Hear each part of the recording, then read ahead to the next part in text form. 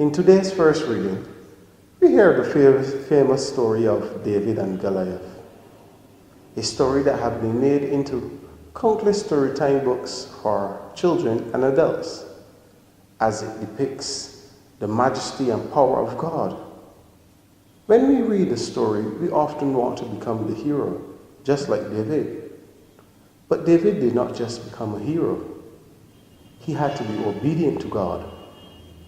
And in being obedient to God, God was there with him in his time of need.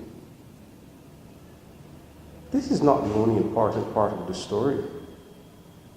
The battle of David and Goliath is indeed important, and it shows how the power of God was used by David to kill Goliath with the sling.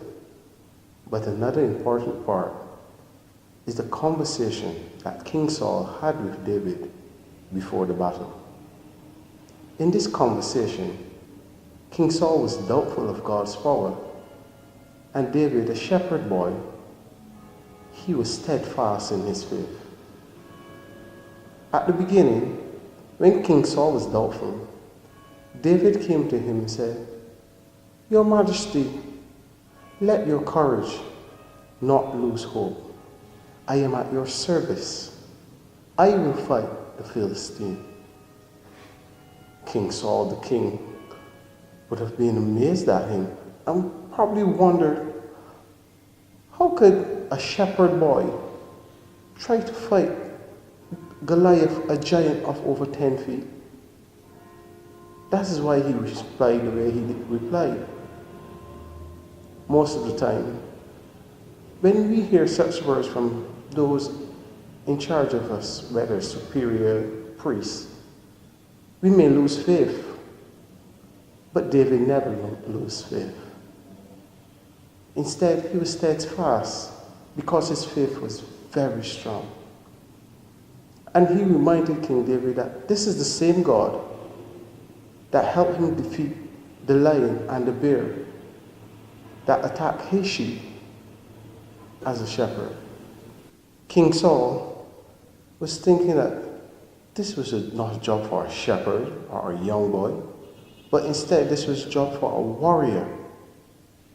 But David knew, with God, it doesn't matter your age or who you are, it just matters that you believe. This is the type of faith that we are called to have. The faith that reassures anyone who has lost their faith, even kings. If we are like this, then we can help someone to come back to God. Help someone by reading the Bible or encouraging them to come Bible classes. And in this way, we know that we are doing God's work. Because once we continue with God's work and follow God and be obedient to Him, then we know in our time of need, in fulfilling God's mission, He will be there with us. And maybe, just maybe, we will be hearing the words that King Saul said to David when he was reassured.